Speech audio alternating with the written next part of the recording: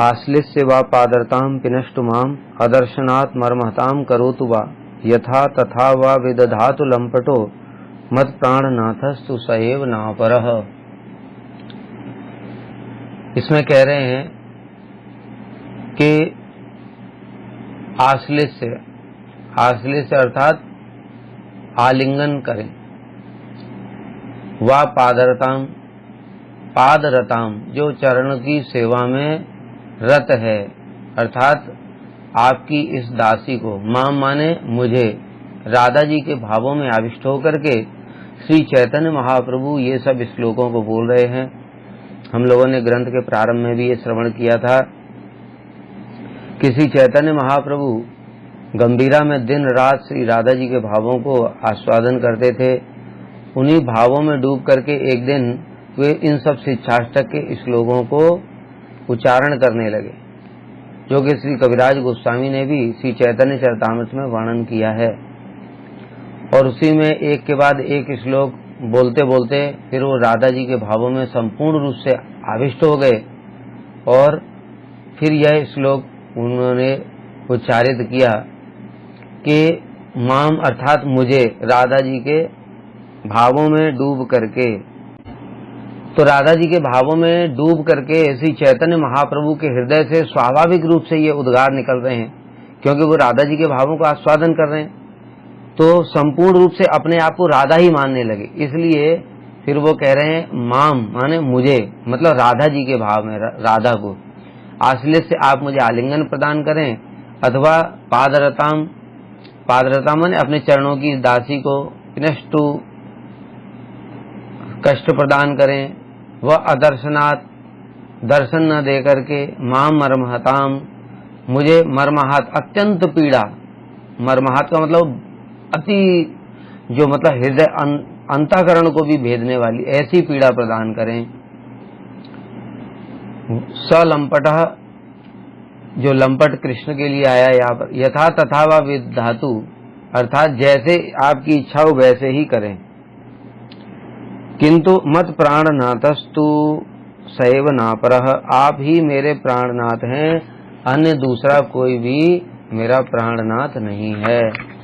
ये जो भावना है ये कोई साधारण भावना नहीं है, ये प्रेम की बड़ी उन्नत दशा है। और प्रेम की परिभाषा के अनुसार प्रेम इस जगत में जो हम लोग देखते हैं वो प्रेम नहीं होता है। सर्वथा ध्वंस का कारण उत्पन्न होने पर भी जो ध्वंस नहीं होता उसको प्रेम कहते हैं। अब इस जगत की जरा विचार देखो, जो स्त्री पुरुष प्रेम करते हैं, अथवा माता पिता भी प्रेम करते हैं, अथवा जगत के कोई भी लोग आपस में प्रेम करते हैं, जिसको प्रेम कहते हैं वो, अब जैसे पति पत्नी का प्रेम है, प्रेमी प्रेमिका का प्रेम है, वो हेतु होता है। अब कोई भी पत्नी ही है, अगर पति की सेवा कर रही है और पति उसको कुछ भी ला करके नहीं दे, कुछ भी खाना पीना भी नहीं देता है, अब क्या करेगी वो? अब प्रेम कर पाएगी? कितने दिन तक कर पाएगी? उसी प्रकार से प्रेमी प्रेमिका हैं, वो भी आपस में प्रेम करते हैं स्वार्थ के कारण, कुछ ना कुछ स्वार्थ होता है। अगर स्वार्थ नहीं है फिर उनका प्रेम भी नहीं रहता है। यहाँ तक कि जो गुरुजन होते हैं, मतलब श्रेष्ठ जो हमारे माता पिता जैसे हैं, वो सब उनकी बात कर रहे हैं। जो पारमार्थिक गुरु है उसकी बात नहीं कर रहे हैं। पारमार्थिक गुरु का प्रेम तो वास्तविक होता है, क्योंकि वो भगवान के धाम से आए हैं। लेकिन इस जगत के जो टीचर्स इत्यादि होते हैं, माता पिता भी होते हैं, अच्छा बेटा अगर बड़ा हो गया, उनकी सेवा करना बंद कर दिया, उनको कभी जीवन में फोन नहीं करे, तो फिर उनका फिर प्रेम रहेगा क्या? बहुत मुश्किल है। लेकिन यहाँ पर ये जो प्रेम अवस्था है, इस प्रेम अवस्था में अपना दैन्य भाव प्रकट होता है और कृष्ण की सेवा की भावना व्यक्त होती है उस दैन्य भाव में भी। और उसी भाव में डूब करके जो श्री चैतन्य महाप्रभु हैं, राधा जी के भाव में डूब करके वो कह रहे हैं आप मुझे आलिंगन करें। अर्थात जो आलिंगन करें उसमें ऐसा नहीं है कि वो उससे मुझे सुख प्राप्त होगा, उसके लिए नहीं, आप अपने ही सुख के लिए, कृष्ण को ही तो सुख प्राप्त होता है, तो इसलिए आप अपने सुख के लिए चाहे मुझे आलिंगन करें, अथवा अगर आपको मुझसे दूर जाने में सुख प्राप्त होता है, अदर्शनात् मर्महताम करोतु, तो आप दूर चले जाएं, जैसे द्वारका चले गए, मथुरा चले गए, और इस प्रकार से मेरे को दर्शन प्राप्त नहीं हुआ, और दर्शन के अभाव में मेरे अत्यंत मर्माहत पीड़ा हुई। तो बताएगा राधा जी का विरह इस प्रकार के हम उसकी कल्पना भी नहीं कर सकते। राधा जी के विरह का एक कण भी अगर बाहर आ गया तो ये ब्रह्मांड जल करके भस्म हो जाएगा। श्री रूप गोस्वामी ने ऐसा वर्णन किया है। राधा जी के विरह में जो नेत्रों से अश्रु धारा प्रवाहित होती है, वो अश्रु धारा जाकर के यमुना जी में मिल जाती है और उससे उसमें बड़ी बड़ी तरंगे, जैसे बताए ना कि खौलने लगता है पानी, तो उस प्रकार से खौलने लगा, क्योंकि इतना गर्म मिल गया उसमें जाकर के, और उससे सारे जीव जंतु जितने भी जल के जीव जंतु थे वो सब व्याकुल हो गए। तो इस प्रकार से उनका विरह है, तो वो विरह भी प्रदान करें। लेकिन अगर आप खुश हैं, अदर्शनात् मर्महताम करो, तो वह हमको दर्शन दिए बिना अगर आप संतुष्ट हैं, यथा तथा व विद्धातु लंपटो, लंपट क्यों बोला, अर्थात कि आपका स्वभाव ही है कि आप दूसरी किसी गोपी के साथ में जरूर अभिसार करेंगे। तो चाहे मेरी आंखों के सामने, इस जगत में देखो सबसे बड़ा दुख स्त्री के लिए क्या होता है, उसका पति अथवा प्रेमी किसी दूसरी स्त्री के को प्रेम करे, उसके सामने ही, उसकी आंखों के सामने। अरे उसकी आंखों के सामने न प्रेम करे तो भी संबंध टूट जाता है, कहीं से इधर उधर से मैसेज पढ़ लिया, कुछ पता चल गया तो भी प्रेम नहीं रहता है। और अगर सामने ही किया तो फिर बस पूछो ही मत, तो कोर्ट केस ही हो जाएगा। तो इस प्रकार से इस जगत का ये प्रेम है जो बताया हमने, इसलिए इस जगत के प्रेम को प्रेम नहीं कहते, उसको काम बोलते हैं। आत्मेंद्री प्रीति वांछा है इसमें, अर्थात मुझे सुख होना चाहिए, मुझे जैसे सुख हो वैसा मेरा प्रेमी करे, वैसा मेरा पति करे, वैसा मेरा पुत्र परिवार सब जन वैसा ही करें जिससे मुझे सुख मिलता है। ये आत्मेंद्री प्रीति वांछा तारे बले काम, ये काम है। कृष्णेंद्री प्रीति वांछा प्रेम धरे नाम, लेकिन जो कृष्ण की प्रीति के लिए जो कुछ भी किया जाता है वो सब कुछ प्रेम होता है। तो इसलिए तीन चीजें हैं कि आप हमको आलिंगन करें, वो भी, उसमें भी आपका सुख है। अगर आप उसमें सुखी हैं कि हमको दर्शन नहीं देकर के दूर चले जाएंगे और हमको अत्यंत कष्ट भी प्रदान करेंगे तो भी हमको कोई असुविधा नहीं है। अथवा आप हमारी आंखों के सामने ही अन्य किसी प्रिया के साथ में रमण भी करें तो भी, यथा तथा विद धातु लंपटो हे लंपट, जैसा भी आपकी इच्छा हो वैसा करें, अगर आप उसमें सुखी हैं। मत प्राणनाथ सुसैव ना परः, आप ही मेरे प्राणनाथ हैं, दूसरा कोई भी नहीं है। तो ये मुख्य बात है और ये समझने वाली भी बात है कि ऐसा इस जगत में कभी भी संभव नहीं है। तो अच्छा, फिर प्रश्न हो सकता है किसी का कि तो फिर राधा जी मान क्यों कर लेती हैं? कृष्ण के कल भी हम लोगों ने 7वें श्लोक में ये बात सुना, कोई पुरानी बात भी नहीं है, कल ही सुना तो नया नया याद तो होगा ही, कि कल ही बताया था कि बस मतलब अहेतुक मान भी होता है, औरों की तो बात छोड़ दो, कि सहेतुक मतलब कि सामने किसी को देखा गोपी के साथ में प्रेम करते हुए कृष्ण को, वो तो अलग ही बात है। अहेतुक मान भी होता है, मतलब कोई बातचीत ही नहीं है, जिसका कोई कारण ही नहीं है, हेतु नहीं है। जैसे बताया कि उनको बस पुष्प चयन करने के लिए भेज दिया कृष्ण को और कहा कि जिसपे कोई भंवरा न बैठा हो ऐसा पुष्प लेकर के आना, और उसमें उनको विलंब हो गया और जब आए तो राधा जी ने मान कर लिया। तो भाई इसमें क्या है? तो कह रहे हैं यही तो कृष्ण का सुख है, इसको हम लोग अभी अपनी बुद्धि के द्वारा नहीं समझ सकते। न बिना विप्लम्बेन संभोगम पुष्टिम अश्नुते कसायते वस्त्रादौ रागो भूयान वर्गते। अर्थात श्री रूप गोस्वामी वर्णन करते हैं विप्रलंब के बिना संभोग की पुष्टि नहीं होती है। इस बताए ना, ये जो चीजें हैं, अब जो प्रेम की अवस्था है, यद्यपि हम तो बद्ध जीव हैं, अभी हमको तो निष्ठा रुचि आसक्ति यही समझ में नहीं आती, तो प्रेम क्या समझ में आएगा।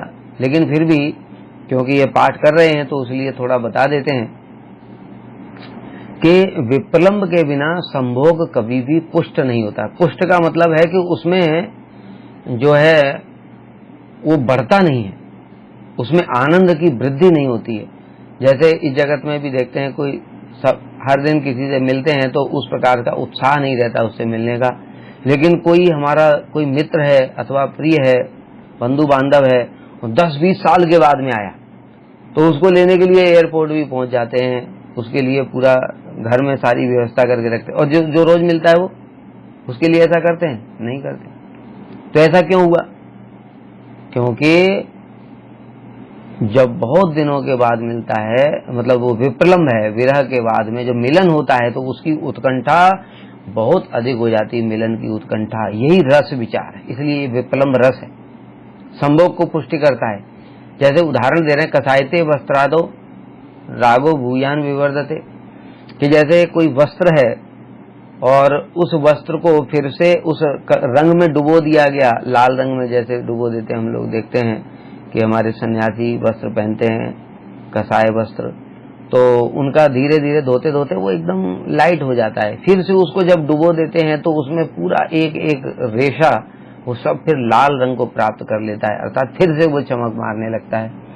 उसी प्रकार से राग भी वर्धित होता है विप्रलम्भ के बाद में। इस कारण से कृष्ण को ही रसास्वादन कराने के लिए राधा जी मान करती हैं। इसमें उनका अपना कोई हेतु नहीं है कि वो हमारे पैर छुएं, मेरे पैर दबाएं, मेरे हाथ पैर जोड़ें, मिनती करें, ये सब नहीं है कारण। इस बात को समझना चाहिए। अरे अगर कुछ भी स्वार्थ होगा, लेस मात्र भी स्वार्थ होगा अपने अंदर में, साधक के अंदर, तो वो वैकुंठ भी नहीं जा सकता। गोलोक की तो बात छोड़ो, वैकुंठ भी नहीं जा सकता है। इसलिए जो परम उन्नत श्रेणी के भक्त हैं वही वैकुंठ से भी, जो जिनके अंदर बिल्कुल भी लेस मात्र भी स्वार्थ की कामना नहीं है, मतलब जो धाम का ऐश्वर्य है उसकी भी कामना नहीं है, वो सब गोलोक में जाएंगे। कितनी बड़ी क्वालिफिकेशन चाहिए। और मतलब एक साधक के लिए इतनी बड़ी क्वालिफिकेशन चाहिए। अब हम सोच सकते हैं कि फिर राधा जी का प्रेम कैसा है, जो कि उनकी स्वरूप शक्ति, संपूर्ण शक्ति है। इसलिए उनके प्रेम की पराकाष्ठा को हम लोग कभी कल्पना भी नहीं कर सकते। एक साधक जीव को भी उस अवस्था में पहुंचना पड़ेगा जहां पर लेस मात्र भी स्वसुख की कामना हो, लेस मात्र भी स्वसुख की कामना नहीं हो, लेस मात्र भी धाम के ऐश्वर्य के सुख की भी कामना नहीं हो, केवल मात्र कृष्ण की ही सेवा की वांछा हो, तब वो गोलोक में जा सकता है। अब देखो, इसका एक और उदाहरण से हम समझ सकते हैं। ये तो राधा जी का हो गया, इसी प्रकार से समझो कृष्ण का भी। कृष्ण गोपियों के साथ में लीला करने के लिए बंसी बजाते हैं, गोपियां बंसी वट में उपस्थित हो जाती हैं। अब जब बंसी वट में उपस्थित, ये सब बताया ना, ये सब रस के लिए होता है। अब जब बंसी वट में उपस्थित हो गई, गोपियों को बंसी बजा करके बुलाया, उसके बाद में कहते हैं कि आओ स्वागतम वो महाभाग प्रिय किम कर्माणि वह ब्रजस्य नाम किम ब्रूत आगमन कारणम। हे महाभाग गोपियों, स्वागत है आपका, आइए। यहाँ पर इतनी रात्रि में आप क्या करने के लिए आई? ब्रज में सब कुशल मंगल तो, मान लो गोपियां कहते हैं कि अरे असुर आते रहते हैं इसलिए हम आपको बुलाने के लिए आई, तो इसलिए पहले पूछे तो ब्रज में सब कुशल मंगल तो है? कहते ठीक है, कुशल मंगल है तो अच्छा, तो फिर इतनी रात को यहाँ पर आने का कारण क्या है? अब बताओ। खुद बुलाया बंसी बजा करके, एक एक गोपी को अपना अपना नाम सुनाई दिया बंसी से, और गोपियां उससे खिंची चली आई। कैसे कैसे घर में जो स्वजन बंधु बांधव पति इत्यादि उन सबको छोड़ करके, लोग लाज आर्य मर्यादा सबको छोड़ करके आई, और यहाँ पर कहते हैं कि तुम यहाँ पर क्यों आई हो? बताओ।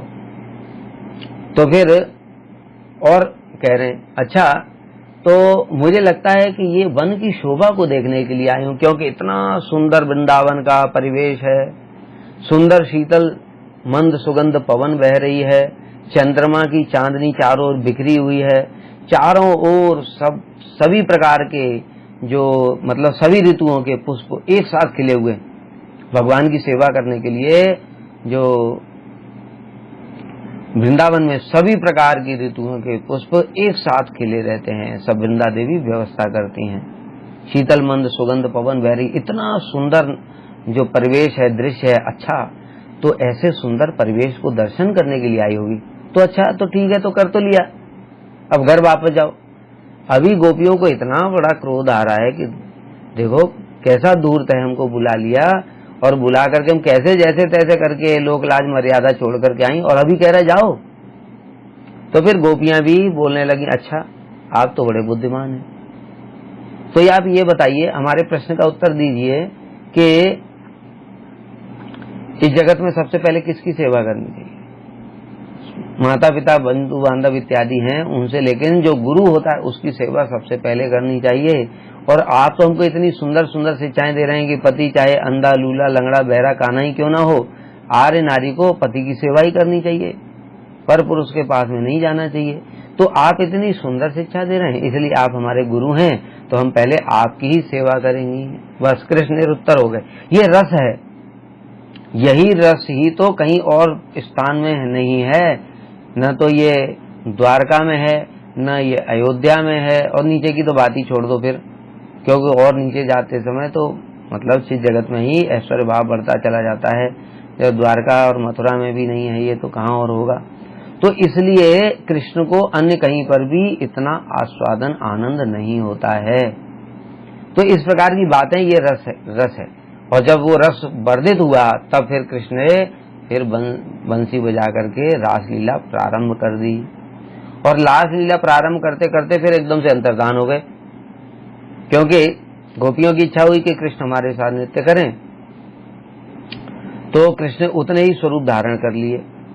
अब प्रत्येक गोपी देख रही कृष्ण मेरे साथ हैं, तो इससे उनको सौभाग्य मद हो गया। सौभाग्य मद का मतलब मैं कितनी सौभाग्यशाली हूँ, कृष्ण ने मतलब इतने सारे गोपियों के बीच में मेरे साथ ही रास कर रहे हैं, ये सौभाग्य मद हो गया।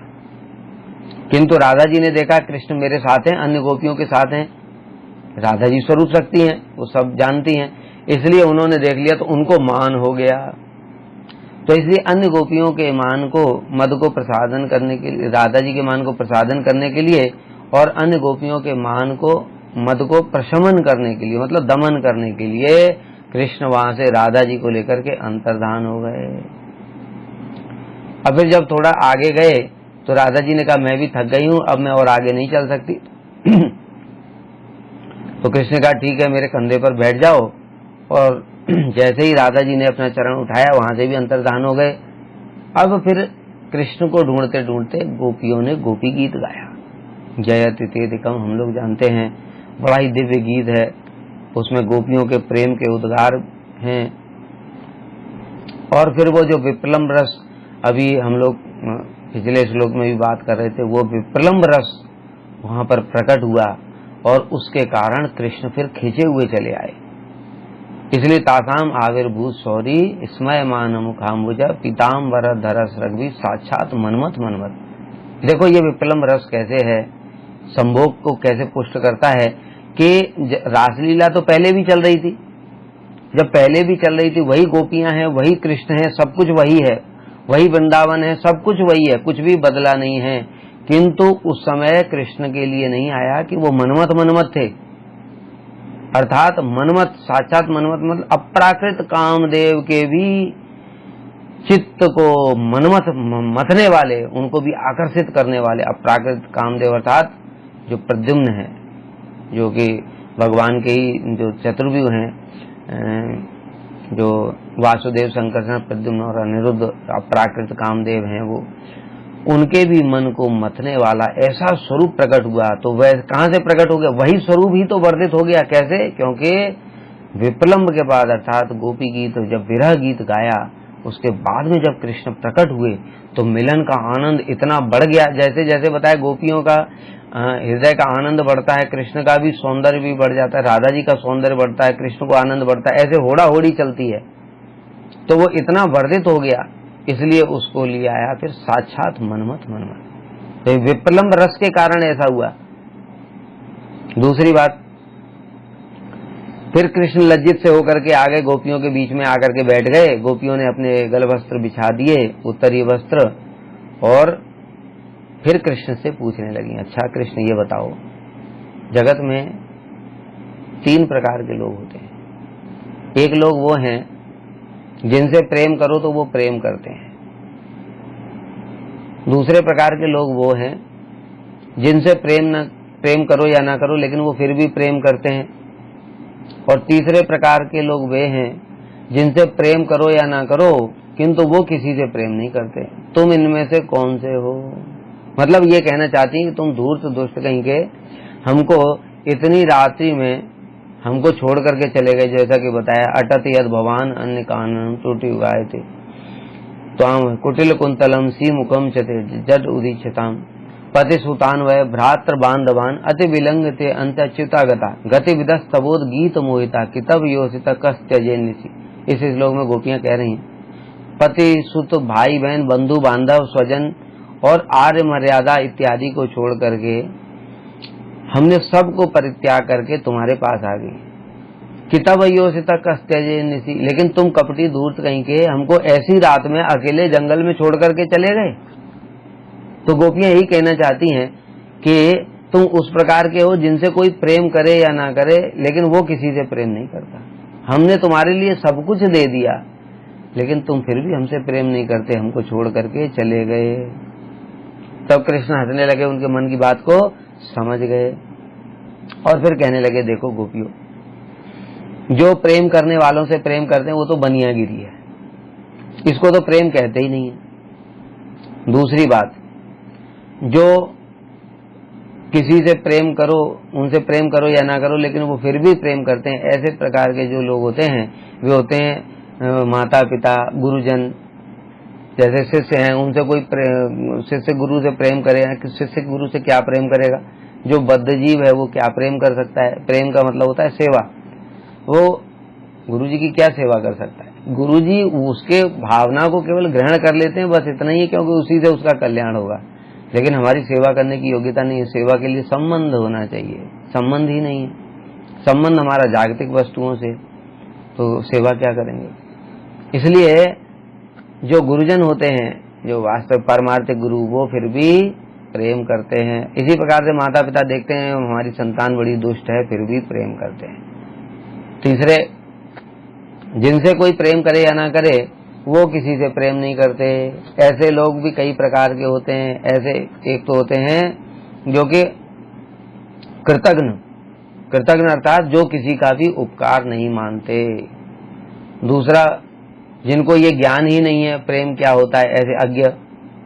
तीसरा, जो आत्माराम मुनिगण हैं, आत्माराम मुनिगण जैसे चतुर्सेन जैसे हैं, उनको सुखदेव गोस्वामी, उनको चाहे माला दो चाहे उनका अपमान करो, उनको कोई फर्क ही नहीं पड़ता है, तो वो किसी से प्रेम करते ही नहीं है।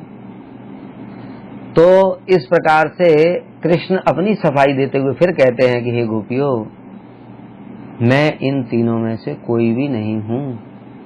फिर तीनों नहीं हो तो फिर क्या हो?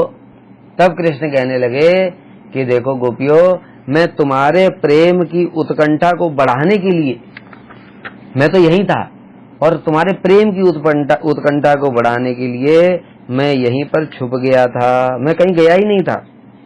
तो इस प्रकार से मैं अकृतज्ञ नहीं हूं, मैं तुम्हारे प्रेम के अधीन हूं। और फिर तब कृष्ण ने बोला, न पारे हम निर्बद्ध संयुजाम स्वसाधु कृत्यम विबुधायुषाप या माँ भजन दुर्जर गेह संकला संवृश्य तद्वह प्रत्याथ साधना। हे गोपियों, मैं तो तुम्हारे प्रेम से कभी भी उऋण हो ही नहीं सकता, अर्थात तुम्हारे प्रेम का कभी भी ऋण मैं नहीं चुका सकता, क्योंकि तुमने मेरे लिए जो दुर्जर गेह श्रृंखला, जो घर इत्यादि की बेड़ियां हैं, जो बताया लोक लाज मर्यादा पति इत्यादि, उन सबको भी परित्याग कर दिया, जिसको परित्याग करना आर्य नारियों के लिए बड़ा ही दुष्कर है।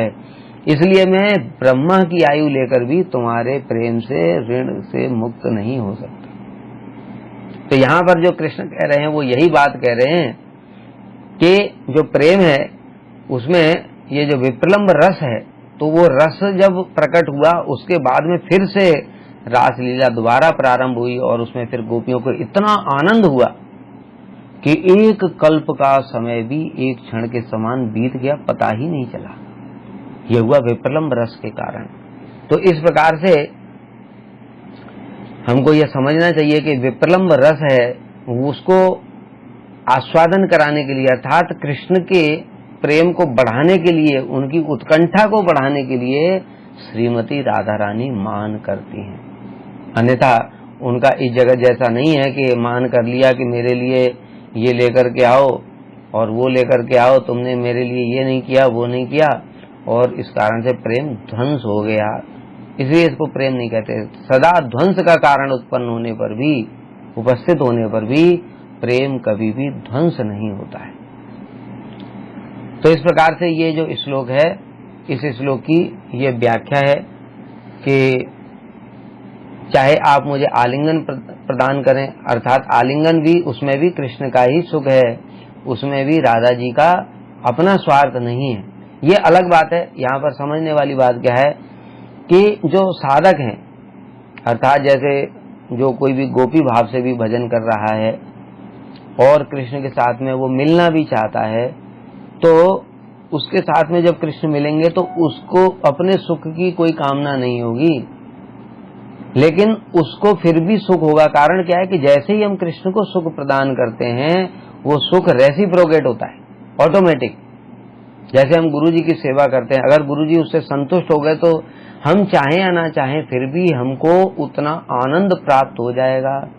तो कृष्ण तो रस के सागर हैं, सारा आनंद तो वहीं से प्रकट है, तो उनके साथ किसी भी प्रकार से संबंध होना, वो अपने आप वो आनंद हमको स्वतः ही प्राप्त हो जाएगा। लेकिन उस साधक के अंदर सुख की कामना नहीं होगी कि मुझे सुख मिले इसलिए मैं उनके साथ में मिलूंगा या मिलूंगी, ये भावना नहीं होती। तो फिर राधा जी तो जो बताया कि वो उनकी स्वरूप शक्ति है, उनके अंदर में इस प्रकार की लेस मात्र की भावना कैसे संभव है। तो इस प्रकार से राधा जी के ये उद्गार हैं, जो श्री चैतन्य महाप्रभु इन भावों में आविष्ट होकर के कह रहे हैं। और फिर बताया कि अच्छा तो चलो ये हो गया मान क्यों करती हैं। अब तीसरी बात आ गई, चलो मान तो समझ में आ गया। अब जो अन्य जो गोपियां हैं, उनके साथ में जब कृष्ण रमण करते हैं तो फिर राधा जी को दुख क्यों होता है, ये भी प्रश्न है। उनको तो सुखी होना चाहिए क्योंकि वो तो कृष्ण का ही सुख चाहती हैं। और अभी बताया कि राधा जी की तो बात छोड़ो, कोई भी जो साधक है, साधक भी उस अवस्था में पहुंच गया, वो पहुंचेगा ही तब जबकि उसके अंदर भी लेस मात्र भी स्वसुख की कामना नहीं होगी। जब स्वसुख की कामना ही नहीं है तो कृष्ण दूसरी गोपियों के साथ मिल रहे हैं तो आनंद होना चाहिए। लेकिन यहाँ पर देखा जा रहा है कि राधा जी मान कर लेती हैं। तो इसका क्या कारण है? तो इसका भी कारण ये है कि राधा जी जानती हैं कि कृष्ण को अन्य कोई भी गोपी संतुष्ट नहीं कर सकती, वो उनकी स्वरूप शक्ति है। और बाकी जितने भी हैं गोपियां, चाहे वो चंद्रावली ही क्यों ना हो, देखो अगर राधा जी को मान इत्यादि अथवा कृष्ण के सुख की कामना नहीं होती तो राधा जी ही तो चंद्रावली के रूप में प्रकट हैं। वो विपक्ष के रूप में क्यों धारण करती? राधा जी ने ही ये सारा विस्तार किया है। 360 प्रकार की नायिकाएं हैं, श्री उज्ज्वल नीलमणि में श्री रूप गोस्वामी ने वर्णन किया है, वो सब तो राधा जी के प्रकाश हैं। तो स्वपक्ष है, विपक्ष है, तटस्थ है, सुहृद है, ये सब कहाँ से आया? राधा जी से ही तो सब प्रकट हैं, राधा जी का ही विस्तार है। तो इतना सब उनको करने की आवश्यकता क्यों थी? क्योंकि वो कृष्ण को आस्वादन कराने के लिए राधा जी ने ही इतने प्रकार के स्वरूप धारण कर रखे हैं। और ये तो मुख्य मुख्य बताया श्री रूप गोस्वामी पाद जी ने। इससे ये नहीं समझ लेना चाहिए कि बस इतना ही है, वो अनंत है, चित्त जगत अनंत है। जैसा कि इसमें हम सुनते हैं कि वहां पर लक्ष्मी सहस्र शत संभ्रम से बेमानम, एक दो लक्ष्मी की बात नहीं कर रहे हैं, सहस्र शत मतलब लाखों लाखों लक्ष्मियां वहां पर, मतलब करोड़, जैसे रासलीला का ही वर्णन हम सुनते हैं तो करोड़ों 100 करोड़ गोपियां वहां पर विराजमान हैं। तो हम क्या कल्पना भी कर सकते हैं क्या 100 करोड़ गोपियों के सबका केवल स्वपच्छा, विपच्छा, तटस्था, सुविधा, बस यही होगा 4 प्रकार का? अरे अनंत प्रकार का प्रेम वैचित्री है वहां पर, भाव वैचित्री है अनंत प्रकार की। इसलिए और वो सब भाव जो हैं वो राधा जी के ही प्रकाश हैं। इतने प्रकार से राधा जी कृष्ण की सेवा कर, इसलिए तो कृष्ण संपूर्ण रूप से राधा जी के वशीभूत हैं। उनके चरणों में क्यों नतमस्तक हो जाते हैं? वर्णन आता है कि जो अभी इच्छाएं कृष्ण ने की भी नहीं है, मतलब भविष्य में करेंगे अथवा कर सकते हैं, उनको पहले से ही जान करके राधा जी उन इच्छाओं के अनुरूप ही सेवा को प्रस्तुत कर देती हैं। यह कल्पना से भी अतीत बात है। अरे कृष्ण की इच्छा को तो बाकी कोई जान भी नहीं जान सकता। ब्रह्मा शिव इत्यादि बताए ना, उनके मन में क्या चल रहा है कोई भी नहीं जान सकता। ब्रह्मा जी ने हाथ जोड़ करके प्रणाम करके बोल दिया, जानंत एव जानंत किम भौक्त्यानम में विभो मनसो अपसो वाचो वैभवम तब गोचरा। हे प्रभु, जो कहते मैं भगवान को जान लिया, उनको कहने दो। अरे मैं ब्रह्मा होकर भी नहीं जान पाया आपके मन वचन तन इत्यादि का वैभव, तो दूसरा कोई कैसे जान सकता है? लेकिन राधा जी की ऐसी महिमा है क्योंकि वो उनकी स्वरूप शक्ति है, इसलिए कृष्ण की समस्त इच्छाओं को जानना तो दूर की बात है, जो इच्छाएं अभी उन्होंने की नहीं है उनको भी जान लेती हैं और जान करके उसके अनुरूप सेवा को प्रस्तुत कर देती हैं।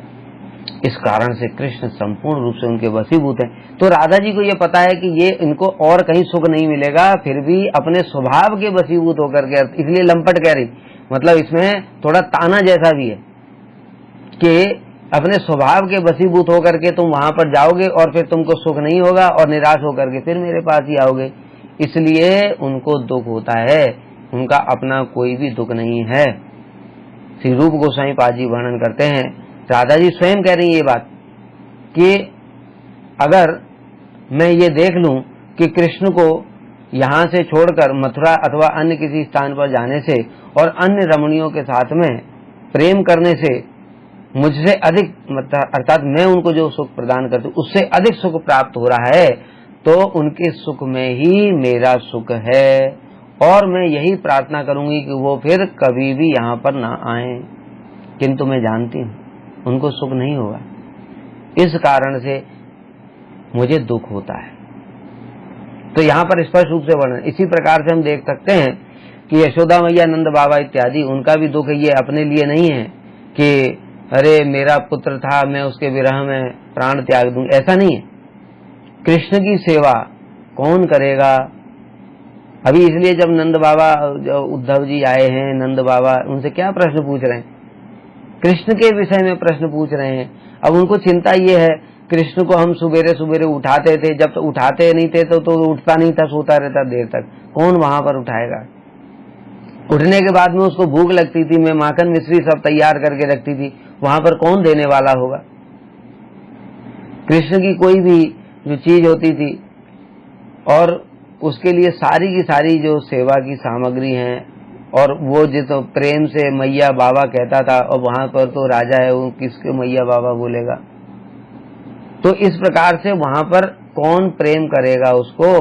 यशोदा मैया, नंद बाबा ये अच्छी तरीके से जानते हैं, इस कारण से उनको ये सब दुख होता है। ये प्रेम की अवस्था है, और इस प्रेम से भी जो गोपियों का प्रेम है वो श्रेष्ठ है, और उस प्रेम से भी जो राधा जी का प्रेम है वो सर्वोत्तम है।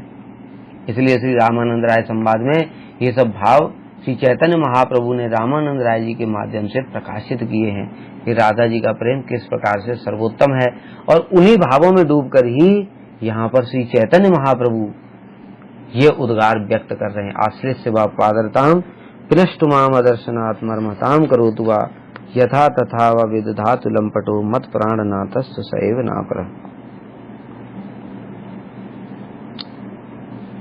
प्रेम दशा में श्री कृष्ण भक्तों के एकमात्र जीवन, धन और प्राण स्वरूप होते हैं।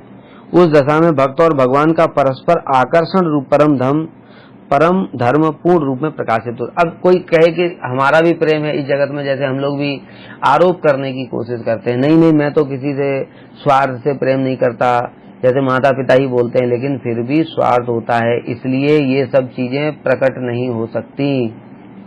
इस जगत में ये संभव ही नहीं। और जब प्रेम प्रकट होता है तभी इस प्रकार के उद्गार भी व्यक्त होते हैं, और उस समय एक स्वाभाविक आकर्षण होता है। स्वाभाविक आकर्षण मतलब जैसे चुंबक की ओर लोहा खींचा चला जाता है, लेकिन कौन सा लोहा खींचेगा? जिस पर जंग न लगी हो। अगर जंग लगी है, बहुत सारी मिट्टी उसके ऊपर चढ़ी है, तो चुंबक नहीं खींचेगी उसको। तो हमको अभी इसलिए नहीं खींच रहे हैं भगवान की ओर, क्योंकि हमारे ऊपर इतनी मिट्टी की परतें हैं, उसका कोई सीमा ही नहीं है। मिट्टी की परत मतलब जो हम लोगों ने पहले श्लोक में सुना था, चेतो दर्पण मार्जनम, अनंत काल से हमारे अंदर काम, क्रोध, मोह, लोभ, मद, मात्सर्य, सुकृति उतर, दुष्कृति उतर, भोग, वासना, इतना दुनिया भर का परतें जमी हुई हैं पहाड़ के समान। अब एक बात बताओ, किसी पहाड़ के नीचे एक लोहे को दबा दो और पहाड़ के ऊपर में चुंबक को रख दो, तो क्या आकर्षण करेगा? नहीं करेगा ना, वो पहाड़ को बीच में से हटाना पड़ेगा ना। तो हमारा अनर्थों का पहाड़ है, इसलिए लोहा शुद्ध रूप में नहीं है। इसलिए हम क्या कर रहे हैं, भजन साधन करते करते उस अनर्थ के पहाड़ को दूर कर रहे हैं। चेतो दर्पण मार्जन होते होते जैसे बताया, अभी लोहे पे जंग लगी है तो पहले उस जंग को छुड़ाना पड़ेगा, और छुड़ाते छुड़ाते छुड़ाते छुड़ाते जब पूरा लोहा क्लीन हो जाएगा, अब जैसे ही चुंबक ले जाए बिल्कुल अपने आप ऑटोमेटिक आकर्षित कर लेगा। तो जैसे उदाहरण दे रहे हैं यहाँ पर श्रीमद् भागवत में प्रहलाद जी का उदाहरण, बड़ा सुंदर उदाहरण दिया है। जब ये हिरण्यकश्यपु संड और अमर से पूछा, अरे दुष्टो, तुमको मैंने बताया था कि तुम ये बालक की बुद्धि बिगड़नी नहीं चाहिए, उस मेरे बताने के बाद भी तुम ऐसा इनको शिक्षा दे रहे हो। ये विष्णु की पूजा करने की बात करता है, इसकी ऐसी मति कैसे हुई? तब उन्होंने कहा, किसने ऐसी बुद्धि लगाई? कहते न मत प्रणीतम न पर प्रणीतम सुतो बदत्ते तवेन्द्र शत्रु नैसर्गिक मतिरस्य राजन। क्या सुंदर बात कही है। हे राजन, न मत प्रणीतम, ये बुद्धि हमने इसको नहीं दी है। ये जो बोल रहा है ना, श्रवणम कीर्तनम विष्णु स्मरणम पाद सेवनम अर्चनम वंदनम दास्यम सख्यम आत्मनिवेदनम इति पुंसार्पिता विष्णु भक्ति चेतन अवलक्षणा क्रियते भगवते तन्मन्ये हरितम उत्तम, कि ये जो नवदा भक्ति है यही मैं सर्वोत्तम विद्या मानता हूँ। तो ये ऐसी बुद्धि न मत प्रणीतम हमने नहीं दी है। तो अच्छा, मैंने तुमको बोला था तुम्हारे आश्रम में कोई दूसरा हमारा जो शत्रु है वो आता होगा, वो इसकी बुद्धि बिगाड़ रहा होगा। तो कहते नहीं नहीं, न पर प्रणीतम, दूसरों ने भी ऐसी बुद्धि नहीं दी। मान लो हिरण्यकश्यपु पूछे, अरे कैसी बातें करते हो, या तो तुमने बिगाड़ी न दूसरों ने बिगाड़ी, तो ये तो बच्चा है 5 साल का, बुद्धि कैसे बिगड़ गई? तो कहते हैं भैया नैसर्गिक मतिरस्य राजन, अरे राजन इसकी नैसर्गिक मति है, मतलब किसी स्वाभाविक ही है। तो फिर हिरण्यकश्यपु के पास से जब ले गए थे और संड अमर उनको डंडा दिखा रहे थे, डंडा दिखा करके कहते बता तेरी बुद्धि ऐसे कैसे हुई, तू यहाँ पर कहाँ चंदन के वन में बबूल उगाया?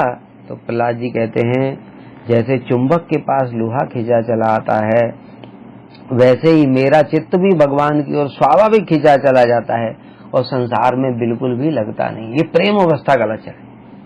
अभी हमारी अवस्था कैसे है? उल्टा है। जैसे अभी हमारे लिए चुंबक है संसार, मतलब भोग वासनाएं, हमारे जो रूप रस गंध शब्द स्पर्श, कौन से वाले? सांसारिक रूप, सांसारिक शब्द स्पर्श गंध, ये सब हमारा चित्त ऑटोमेटिक खींचा जा रहा है इनकी ओर। क्यों खींचा जा रहा है भाई? इसका क्या कारण है? क्योंकि अभी ये हमारे लिए, हमारा जो चित्त है वो है जड़। तो जड़ जब लोहा जो है, लोहा चुंबक की ओर खींचे तो चुंबक भी जड़, लोहा भी जड़। तो जड़ चुंबक, जड़ लोहा ऑटोमेटिक खींच रहा है। हमारा मन जड़, हमारी बुद्धि जड़, हमारी इंद्रियां जड़, और जड़ विषय हैं ये सारे माया का, तो ऑटोमेटिक इनकी ओर खींच रहा है ना। इस कारण से अभी कृष्ण है चिन्मय, तो अभी कुछ हो नहीं रहा है, कृष्ण की ओर कैसे जाएगा? ये तो जड़ ही है। फिर जब भजन साधन करते करते करते करते इसका जड़त्व तो दूर हो जाता है, चिन्मयत्व तो प्रकाशित हो जाता है। अब आत्मा है चिन्मय और कृष्ण भी है चिन्मय। अब जो चिन्मय जो लोहा है, अब वो चिन्मय चुंबक की ओर ऑटोमेटिक खींचेगा। तो इसलिए ये धीरे धीरे साधन भजन करते करते दूर जब हो जाएंगे ये सारे, हमारे जड़त्व दूर हो जाएगा इंद्रियों का सब, तब जाकर के आत्मा का स्वरूप प्रकाशित होगा। जब स्वरूप प्रकाशित होगा तो फिर जो प्रहलाद महाराज जी कह रहे हैं कि मेरा चित्त ऑटोमेटिक, तब हम कोशिश करेंगे। मान लो कोई भक्त है, प्रहलाद जी की बात छोड़ो, कोई साधक भक्त भी भाव अवस्था में भी अगर पहुंच जाता है और वो अब कोशिश कर ले कि मैं रसगुल्ला खाने की इच्छा करूं, मतलब बुद्धिपूर्वक वो कोशिश करे कि मैं आज रसगुल्ला खाऊंगा, तो पता है उसको क्या होगा? रसगुल्ला जैसे ही उसको स्मरण आएगा, साथ ही साथ उसको स्मरण हो जाएगा आज राधा जी ने कृष्ण को दोपहर में रसगुल्ले भोग लगाए हैं, और वो रसगुल्ला भोग लगाने के बाद कृष्ण ने अपना प्रसादी रसगुल्ला राधा जी को दिया है, और वो राधा जी ने अपनी अपनी सारी जो सखियां मंजरियां उनकी जो सेवा करती हैं, थोड़ा थोड़ा प्रसाद सबको दिया है। तो इस प्रकार से हमको कृष्ण का उच्चिष्ट रसगुल्ला मिला। और ये श्रवण, मतलब ये स्मरण करने के साथ ही, मतलब सोचेगा वो कि मैं आज खाऊं, बाई चांस, ऐसे बताए सोचेगा नहीं। मैं एग्जाम्पल देने के लिए, समझाने के लिए एग्जाम्पल दे रहा हूँ कि अगर वो ऐसा सोच भी ले तो उसकी भावना वहां से वहां तक पहुंच गई, और रसगुल्ले का स्मरण आते ही उसके अंदर में शरीर में रोमांच, कंप, अश्रु, पुलक सब प्रकट हो गया। तो कोशिश कर ले, कुछ नहीं हो सकता है। अब हम यहाँ पर देखते हैं मोर है, मयूर, मयूर बड़ा सुंदर नृत्य कर रहा है और हमारे नेत्रों को बड़ा आनंद, वाह मयूर कैसा लहरा लहरा करके ऐसे वैसे ये करके ऐसे ऐसे नाच रहा है, हमारी इंद्रियों को तृप्ति हो रही है। और जब भाव अवस्था, प्रेम अवस्था आ जाएगी तब क्या होगा कि महाप्रभु के परिकर थे श्री मुकुंद, ये मुकुंद वो हैं जो नरहरि सरकार ठाकुर, उनके भाई थे मुकुंद, जिनके पुत्र हैं श्री रघुनंदन ठाकुर। ये नवद्वीप वाले मुकुंद नहीं है। तो ये जो मुकुंद थे ये राजा के यहाँ पर वैद्य का कार्य करते थे। तो वहां पर उन्होंने जब देखा कि राजा का सेवक मोर पंख डुला रहा है, मोर पंख को दर्शन करने के साथ ही साथ उनको कृष्ण की स्फूर्ति हो गई। बरहा पीडम नटवर वपुः कर्णियो कर्णिकारम। अब बताए ना कि कोशिश भी कर ले वो कि वो मोर पंख को देख करके, मैं मयूर का नृत्य देख करके मुझे आनंद हो ही नहीं सकता, क्योंकि चित्त ऑटोमेटिक खिंच गया, कहाँ कृष्ण की ओर खिंच गया। और बरहा पीडम नटवर वपु, इनको स्फूर्ति हो गई हृदय में। स्फूर्ति होने के साथ ही साथ में रोमांच कम पशु तो छोटे छोटे विकार होते हैं, सीधे मूर्छा हो गई उनको, ऊपर से धड़ाम से गिरे, जमीन पर गिर पड़े। अच्छा गिर पड़े तो फिर बड़े उनको होश आया तो बड़े लज्जित से हुए और राजा पूछने लगा क्या हुआ, तो कहते हैं नहीं बादशाह कुछ नहीं। उन्होंने कहा ये तो बहिर्मुख व्यक्ति, इसको क्या बताऊं, क्या समझिएगा ये, इसलिए बादशाह कुछ भी नहीं हुआ, ये मेरा थोड़ा मिर्गी का रोग है और वो बीच बीच में मिर्गी आ जाती तो ऐसे में गिर पड़ता हूं। तो कहने का तात्पर्य ये है, वो कोशिश भी कर ले। एक और उदाहरण देकर के समझाता हूं, पुंडरीक विद्यानिधि का उदाहरण देकर। श्री जो मुकुंद हैं, ये मुकुंद, अब ये नवद्वीप वाले मुकुंद हैं, ये नवद्वीप वाले जो मुकुंद हैं ये उनको गदाधर पंडित जी को बोले कि आज मैं आपको वैष्णव दर्शन कराने ले जाता हूं, पुंडरीक विद्यानिधि। और पुंडरीक विद्यानिधि देखो अभी जो बताया कि वो भक्त चाहकर भी जानबूझ करके विषय जैसा बनने की कोशिश करे, विषयों में डूबने की कोशिश करे। तो पुंडरीक विद्यानिधि ऐसा ही बड़ा सुंदर सुगंधित सिर में तेल लगा रखा है, बड़े बढ़िया रेशमी वस्त्र पहन रखे हैं, बड़ी सुंदर सफेद रेशमी चादर बिछा रखी है, पीकदान बड़ा लंबा सा सोने का और वो पीकदान है। और इस प्रकार से दास दासियां चामर पंखा ये सब डुला रहे हैं पूरा। मतलब क्या कहने का तात्पर्य क्या हुआ, मतलब भोग, बुद्धिपूर्वक भोग करने की कोशिश कर रहे हैं, ऐसे भोगी जैसे बनने की कोशिश कर रहे। अच्छा ठीक है, फिर क्या हुआ, हम मुकुंद जी आए और गदाधर पंडित के मन में थोड़ा संदेह हुआ, ये मुकुंद कहाँ ले आया मुझे, वैष्णव दर्शन, अरे ये तो विषयी है। बस मुकुंद समझ गए, उन्होंने बस यही श्लोक बोल दिया, कोई भागवत का हो बकी या बरहा पीडम, और बस ये श्लोक सुनने के साथ ही साथ उनका चित्त कृष्ण में लग गया और इधर लात मारा, पीकदान उधर गया, चादर इधर गिरी, मूर्छित होकर के जमीन पर हा कृष्ण कह करके भूमि पर लोटपोट हो गए, नेत्रों से अश्रुधारा प्रवाहित होने लगी। तो ये क्या है, ये ऑटोमेटिक कृष्ण की ओर खिंचा चला जाता है। ये प्रेम की अवस्था का ऐसा लक्षण होता है, इसलिए इसमें कोई बुद्धि वाला काम नहीं है। तो जब ऐसा प्रेम की अवस्था में जब कृष्ण ऑटोमेटिक कृष्ण की ओर खिंचता है चित्त, तो फिर ये सब भाव निकलते हैं कि आप चाहे मुझे प्रेम करें, चाहे मुझे प्रेम ना करें, चाहे कुछ भी करें, आप ही एकमात्र मेरे सेव्य हैं और मैं आपका एकमात्र दास हूँ। इस प्रकार की वहां पर भावना होती है। हम लोग फिर अगली क्लास में श्रवण करेंगे। वांछाकल्पतरुभ्यश्च कृपा सिन्धुभ्यैव च पतितानां पावनेभ्यो वैष्णवेभ्यो नमो नमः।